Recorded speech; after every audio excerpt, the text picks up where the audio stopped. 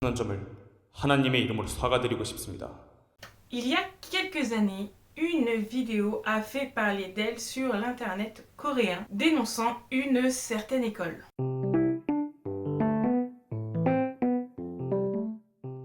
Kai, Suzy, Jungkook, Lia, toutes ces personnes ont un point commun. Elles ont été dans cette école qui n'est autre que la SOPA.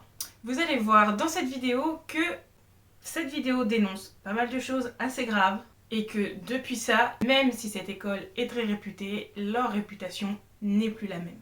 La SOPA, de son vrai nom, School of Performing Arts Séoul, est une école spécialisée dans l'art. L'académie a pour but de former les futurs jeunes artistes. Chacun a ses options et sa spécialité. L'école est d'ailleurs connue pour avoir vu passer de nombreuses stars de K-pop. Le cycle est composé de 3 années obligatoires. Les élèves ont par la suite le choix de continuer encore quelques années ou bien de partir. Certains étudiants attendent quelques années supplémentaires avant de faire leur début. Mais il y a quelques années, la SOPA a fait parler d'elle pour de mauvaises raisons. En 2019, une vidéo est publiée par les étudiants de dernière année et diplômés de l'école pour dénoncer des actes malveillants qui auraient eu lieu dans l'école, orchestrés par le personnel de l'école.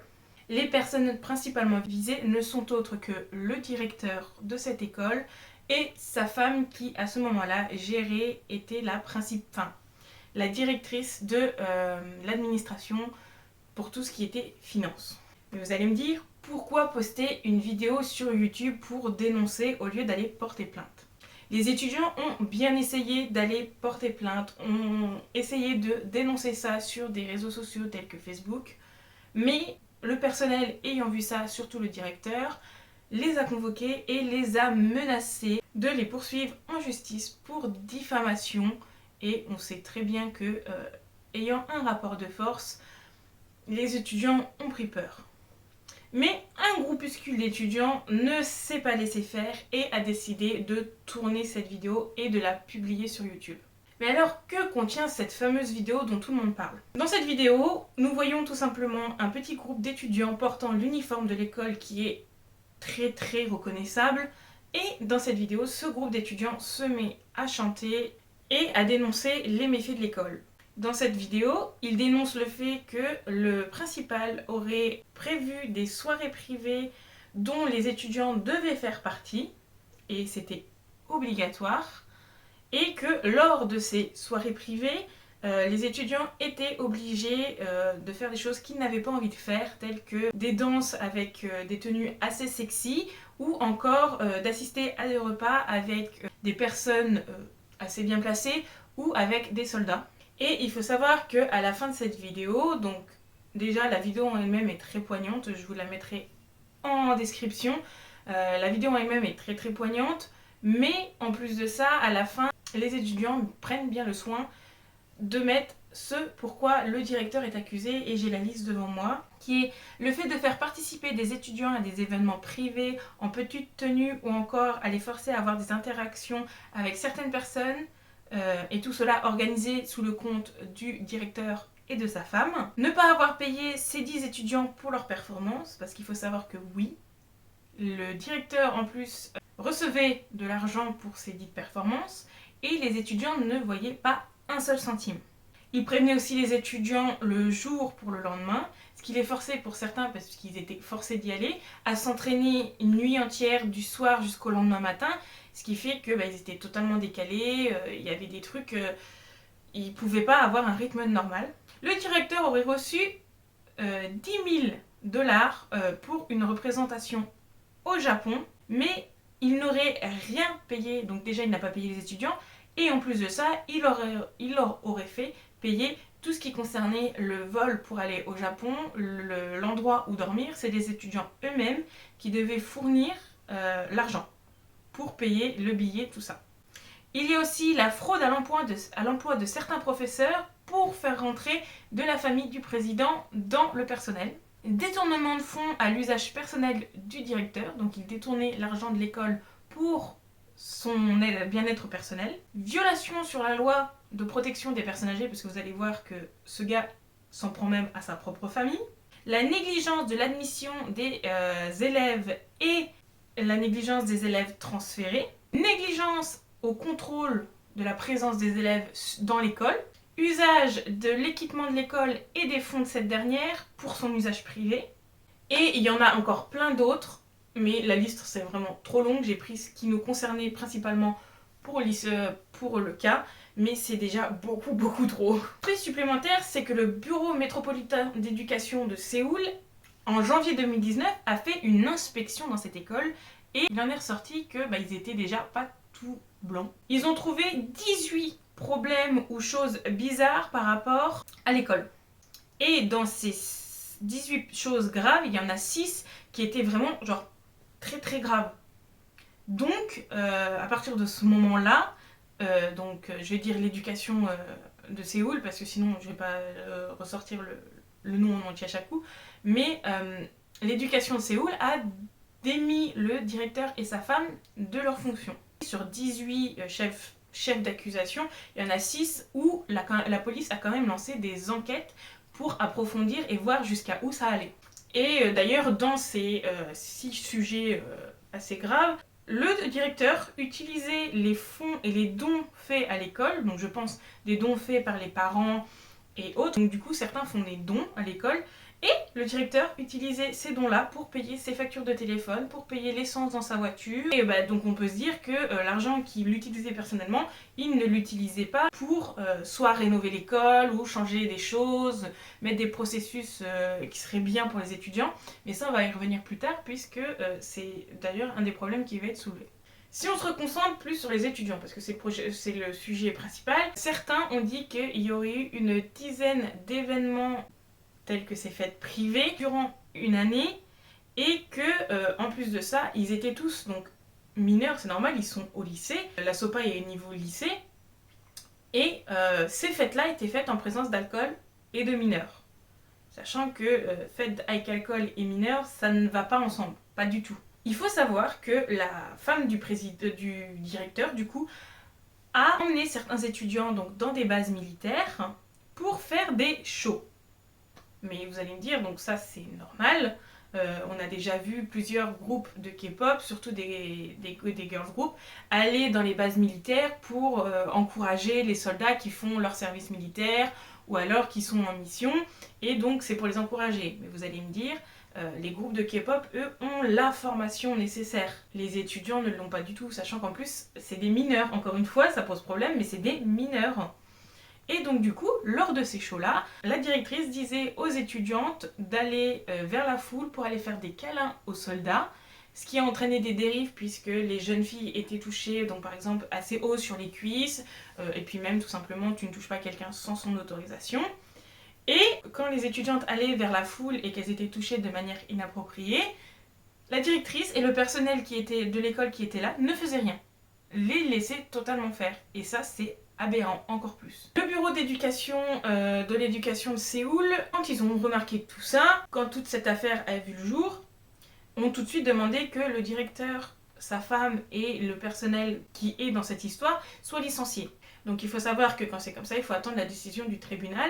Mais pendant ce temps-là, les parents des élèves ont fait une pétition pour que le temps que le verdict soit donné, le directeur soit suspendu.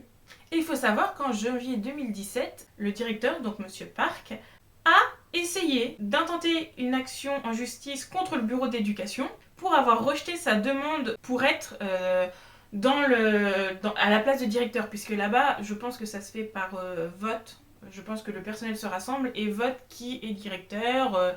On voit ça beaucoup dans les dramas, que ça se fait à vote des personnes qui sont dans l'établissement pour désigner le nouveau directeur, le nouveau chef d'une entreprise, tout ça. Donc je pense que c'est pareil.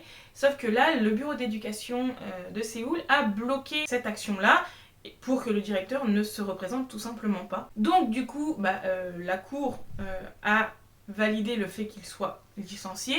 Et donc du coup, c'est tout naturellement que ce dernier n'a pas cherché plus et a pris sa retraite. En 2018, il a été noté que 4 professeurs ont été engagés par le directeur, et il faut savoir que dans ces 4 professeurs-là, un était tout simplement son propre fils et que les 3 autres étaient des membres de sa famille. Sans compter que, comme je vous l'ai dit, sa femme, au président, au directeur, gérait tout le côté finance de l'école. Donc voilà, le gars il fait rentrer sa famille, son fils, sa femme, et qu'ils en ont profité, lui et sa femme et quelques membres de sa famille, pour rénover tout simplement tout un étage de l'école pour en faire une maison pour qu'ils puissent habiter à l'école. Et tout ça, bien sûr, pas à leurs frais, hein, aux frais de l'école, hein, tant qu'à faire. Et je vous l'ai dit dans tous les chefs d'accusation qu'il y avait un non-respect de la loi de la protection des personnes âgées. Parce que tout simplement, la SOPA n'appartenait pas à ce monsieur Park, mais appartenait tout simplement à son père. Le vrai président de l'école de la SOPA était le père de monsieur Park.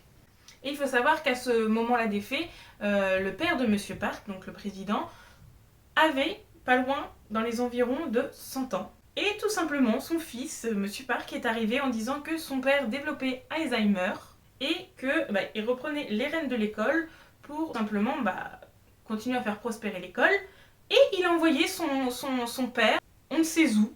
Peu personne n'a eu de nouvelles de lui depuis son départ. Mais lorsque l'inspection de l'éducation de Séoul a fait cette fameuse enquête sur l'école, ils ont trouvé ça bizarre que le propriétaire et donc le vrai président de l'école ne soit pas là. Pour eux, c'est pas normal que le propriétaire de l'école ne soit pas là parce que logiquement c'est le directeur. Et donc du coup, ils ont demandé au personnel, aux étudiants, tout ça, où était passé le président de l'école et personne ne savait où il était. Donc ils ont mis un avis de recherche parce qu'en plus c'est inquiétant, c'est une personne âgée en très grand âge. Donc ils ont émis des avis de recherche et ils ont fini par retrouver le président de l'école.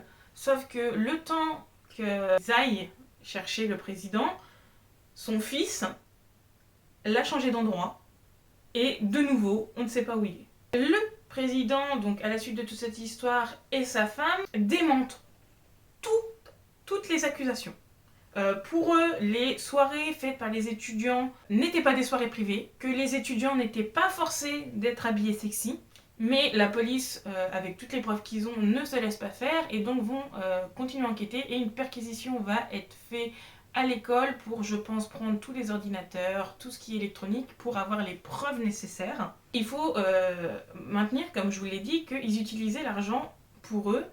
Et donc du coup, pendant les 10 ans où Monsieur Park était en direction de l'école, aucun travaux n'a été fait. Ce qui fait qu'il y avait des fuites au plafond dans les toilettes. Les salles de chant et de danse qui logiquement devaient être insonorisées ne l'étaient pas du tout. Tout était assez vétuste. Et que ce n'est que suite à cette perquisition que tous les travaux ont été faits et que les étudiants ont pu étudier dans des conditions optimales. Le 25 novembre 2019, le poste de police de Guro à Séoul va tout simplement envoyer une recommandation au parquet pour intenter des actions judiciaires contre Monsieur Park pour utilisation illégale des subventions à l'éducation du bureau de district et inscription illégale de l'enfant d'une connaissance qui relève d'une violation des finances locales et obstruction aux affaires. Monsieur Park a reçu pas loin de 108 millions de won du bureau de Guro-go en guise de subvention, mais alors pas du tout pour lui, c'est pour un programme qu'ils appellent Programme d'excellence à la réussite scolaire et il a reçu donc ces 108 millions entre 2015 et 2018.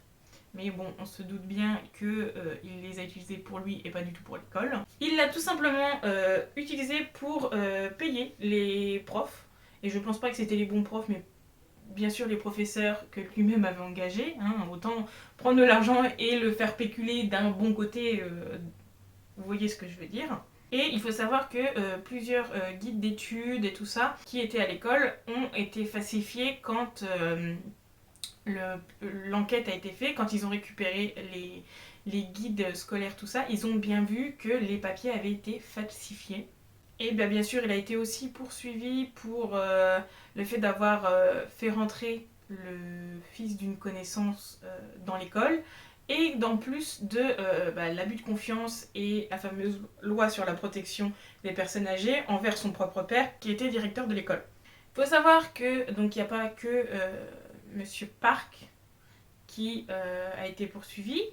c'est que l'école, tout simplement, qui était mise comme une école spéciale, à vocation spéciale, ce statut d'école à vocation spéciale a été suspendu suite à l'affaire. Mais ce choix-là qui a été fait, donc je pense, vers 2019, a été révoqué en 2020 puisque la commission qui enlevait cette fameuse vocation spéciale a tout simplement remarqué les efforts qui ont été faits par le personnel de l'école pour améliorer les choses. Donc on leur a rendu ce titre d'école à vocation spéciale. Je pense que après c'est pas forcément à l'école, le bâtiment et au reste du personnel de prendre. Je pense que le personnel qui est là maintenant est compétent, tout ça, et que je pense que c'est normal de leur redonner ça, puisque je pense que c'est pas parce qu'une personne a fait n'importe quoi que tout le monde doit en pâtir, les autres font leur travail correctement, donc je pense que c'est aussi pour ça qu'ils leur ont redonné ce titre d'école à vocation spéciale. Mais il faut savoir qu'ils sont quand même surveillés, hein. On leur a rendu ce titre, mais qu'au moindre écart, ce titre-là peut ressauter de nouveau. L'étudiant Baek Min-sung a reçu un prix du Bureau de l'éducation pour son aide à la découverte de la corruption, tout ça, puisque Baek Min-sung est l'un des premiers à avoir dénoncé les actions du directeur et de sa famille. Le surintendant de l'éducation a déclaré « Nous récompensons les leaders qui se sont opposés à la violation des droits des étudiants. Nous espérons qu'ils seront également des leaders de la société à venir. » Pour conclure, vous allez encore une nouvelle fois vous ronger les doigts de colère, mais quand j'ai fait mes recherches, j'ai même été jusqu'au site coréen. Aucune action en justice n'a été au bout, ou en tout cas n'a été publiée. On ne sait pas ce que devient Monsieur Park. Bon, il est à la retraite, mais on ne sait pas s'il a été inculpé, s'il a pris des amendes, s'il a fait de la prison. On ne sait rien. J'ai essayé de chercher, je n'ai rien trouvé. Donc je pense que soit ça n'a pas été rendu public, ou soit il s'est tout simplement rien pris. Alors que c'est quand même grave. On parle d'abus sur mineurs. Voilà, de corruption, tout ça. Moi, ce que je voulais souligner, on laisse cette pourriture loin, c'est le courage des étudiants, puisque déjà ils ont subi tout ça, sous la pression de voir tout leur avenir détruit en faisant ça et en dénonçant, puisqu'ils ont publié cette vidéo, mais ils auraient pu totalement avoir des poursuites juridiques pour diffamation. Heureusement, c'est que ça a très très vite pris sur les réseaux, que les journalistes en ont très très vite parlé et que la police s'est rangée du côté des étudiants. Aujourd'hui, la SOPA en a quand même pas mal pâti, puisque quand on parle de la SOPA, bien sûr c'est l'école des stars de K-pop, mais la vidéo en fait revient toujours un peu comme une petite ombre cachée quelque part. Tout le monde connaît à peu près l'histoire de la SOPA, ou en tout cas a entendu parler de ce sujet-là. D'ailleurs, j'ai eu l'idée en regardant la vidéo de Togen, que je vous mettrai aussi, donc soit dans le petit ou en description, mais je pense qu'elle sera fortement en description puisqu'elle m'a aidé à faire mon script. Il faut que les étudiants puissent avoir un avenir et pouvoir étudier tranquillement. Ce genre de choses-là, ça devrait pas être possible.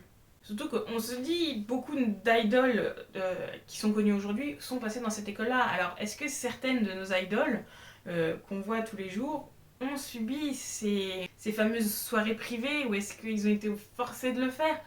On ne sait pas, puisque aucune idole s'est exprimée publiquement sur le sujet, mais c'est largement possible, puisque je pense qu'ils prenaient pas n'importe quel étudiant, qu'ils prenaient des étudiants qui avaient du talent ou alors le physique. Donc c'est possible que certaines de nos idoles de K-pop aient subi ces fameuses soirées privées. Puis je pense que ça ne se reproduira pas à la SOPA, puisque avec tout ce qui s'est passé, comme je vous l'ai dit, la SOPA est quand même encore très très surveillée. Je pense qu'il y a beaucoup de contrôles qui sont faits. Donc je pense que les étudiants sont enfin tranquilles, mais ça aurait en conclusion jamais dû se passer. Tu ne peux pas abuser de la confiance déjà des parents, puisque les parents laissent leurs enfants dans cette école, ils font confiance au personnel, au directeur, et là c'est une confiance qui est trahie. On met nos enfants dans des écoles pour qu'ils puissent avoir la meilleure éducation possible, on fait confiance aux gens qui sont à l'intérieur, et je pense que la confiance là après elle a dû être dure à récupérer. Enfin, on arrive à la fin de cette vidéo. Je voulais faire cette vidéo sur la SOPA puisque elle remonte quand même à 2019, mais c'est un gros sujet. Déjà, ça concerne l'éducation, ça concerne la K-pop. Je me suis dit, il faut montrer, je pense que vous la connaissez déjà, mais déjà expliquer ce qui s'est passé. Moi, j'ai appris des choses. Je connaissais le cas de la SOPA, mais je savais pas que il s'était passé tant de choses. Et je voulais vous l'amener. Donc, n'hésitez pas à me dire ce que vous avez pensé de ce cas-là en commentaire. N'hésitez pas à me dire si vous savez et si vous trouvez ce qui est devenu du directeur, s'il a eu des sanctions. N'hésitez pas à me le dire en commentaire, j'épinglerai si vous trouvez, si vous avez des informations, il n'y a pas de souci. Dans tous les cas, je vous souhaite une bonne journée, une bonne soirée en fonction de l'heure à laquelle vous regardez cette vidéo. Et surtout, prenez soin de vous.